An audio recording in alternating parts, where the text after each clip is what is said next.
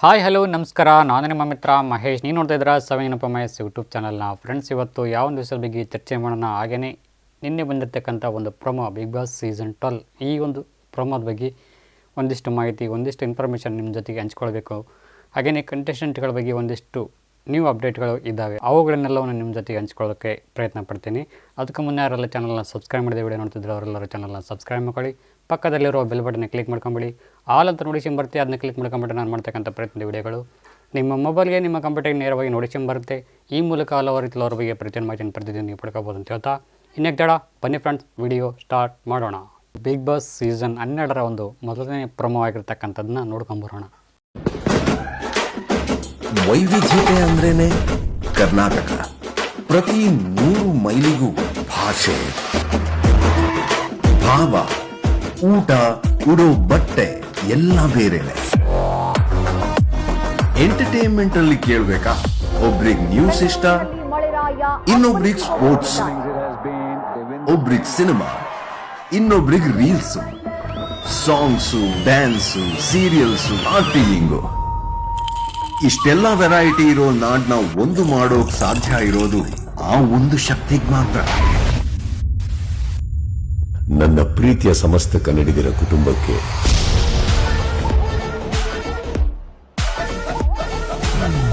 ಸ್ವಾಗತ.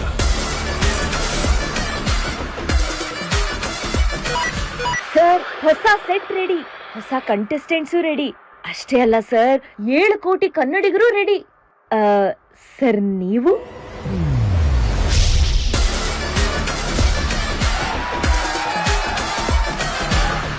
ರೆಡಿ?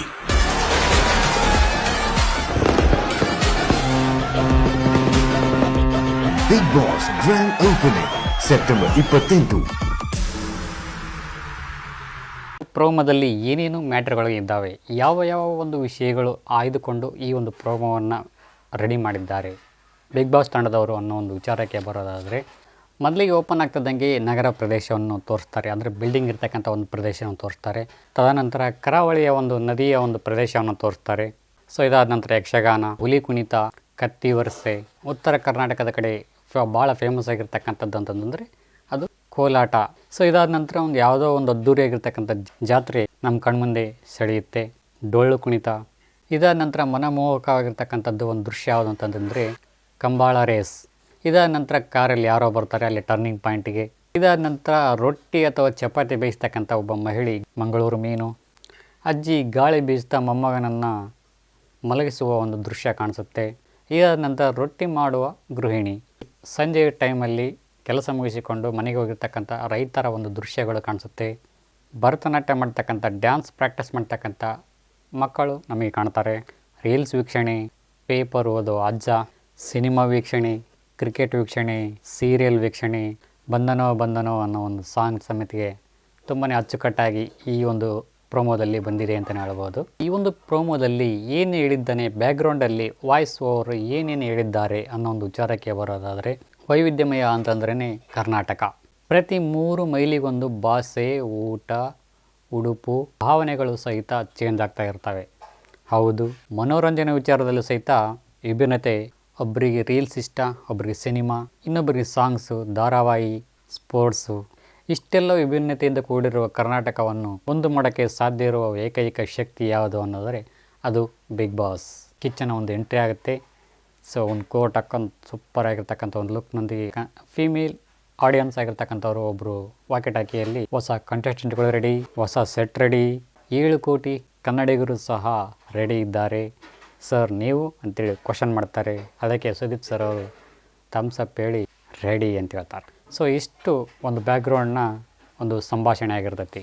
ನೋಡಿದ್ದು ಹೇಳಬೇಕಂತಂದರೆ ಅಷ್ಟಾಗಿ ಕ್ಯೂರಿಯಾಸಿಟಿ ಇರ್ತಕ್ಕಂಥ ಸಸ್ಪೆನ್ಸ್ ಇಲ್ಲ, ಅಷ್ಟಾಗಿ ಬಿಲ್ಡಪ್ ಇಲ್ಲ, ಒಟ್ಟಾಗಿ ಸಿಂಪಲ್ ಪ್ರೊಮೋ ಅಂತಲೇ ಹೇಳ್ಬೋದು. ಸೊ ಅದಕ್ಕಾಗಿ ಅಷ್ಟಾಗಿ ಜನರ ಮನಸ್ಸಿಗೆ ಈ ಒಂದು ಪ್ರೊಮೋ ಅಷ್ಟಾಗಿ ಮನಸ್ಸಲ್ಲಿ ಉಳ್ಕೊಳ್ತಾ ಇಲ್ಲ ಅಂತ ನನ್ನ ಒಂದು ಅನಿಸಿಕೆ.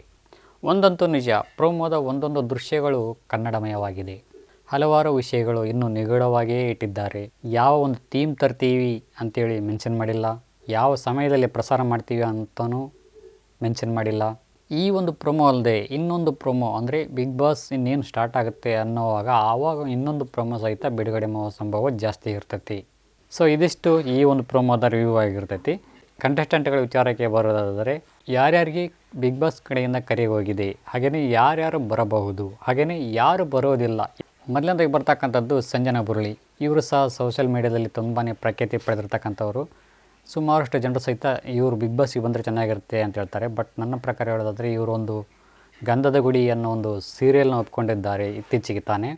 ಸೊ ಈ ಒಂದು ಸೀರಿಯಲ್ನ ಬಿಟ್ಟು ಬಿಗ್ ಬಾಸ್ಗೆ ಬರ್ತಾರೆ ಅನ್ನೋದು ಡೌಟು ಅಂತ ಹೇಳ್ಬೋದು. ಸೊ ನನ್ನ ಪ್ರಕಾರ ಸಂಜನಾ ಬುರಳಿಯವರು ಬಿಗ್ ಬಾಸ್ಗೆ ಬರೋದು 100% ಬರಲ್ಲ. ಸೊ ಇದಾದ ನಂತರ ಗಗನ ಬಾರಿಯಾ. ಇವರು ಸಹ ಇತ್ತೀಚೆಗೆ ಒಂದು ರಾಜಕುಮಾರಿ ಅಂತಕ್ಕಂಥ ಒಂದು ಸೀರಿಯಲ್ನಲ್ಲಿ ನಟನೆ ಮಾಡ್ತಕ್ಕಂಥ ನಟಿಯಾಗಿದ್ದಾರೆ. ಸೊ ಆ ಒಂದು ಸೀರಿಯಲ್ನಲ್ಲಿ ತುಂಬಾ ಬ್ಯುಸಿಯಾಗಿರೋದ್ರಿಂದ ಆ ಒಂದು ಸೀರಿಯಲ್ನ ತೊರೆದು ಬಿಗ್ ಬಾಸ್ಗೆ ಬರ್ತಾರೆ ಅನ್ನೋದೇ ಡೌಟು. ಸೊ ಇವರು ಸಹಿತ 100% ಬಿಗ್ ಬಾಸ್ಗೆ ಬರೋಲ್ಲ ಅಂತ ನನ್ನ ಒಂದು ಅನಿಸಿಕೆ. ನಂತರ ಸುಧಾರಾಣಿಯವರು ಬರ್ತಾರೆ ಅಂತ ಒಂದು ತುಂಬಾ ಸುದ್ದಿ ಹರಿದಾಡ್ತಾ ಇದೆ. ಸುಧಾರಾಣಿಯವರು ಬರೋದಕ್ಕಿಂತ ಸುಧಾರಾಣಿಯವರ ಪುತ್ರಿಯಾಗಿರ್ತಕ್ಕಂಥವ್ರು ಬಂದರೆ ಇನ್ನೂ ತುಂಬ ಚೆನ್ನಾಗಿರುತ್ತೆ.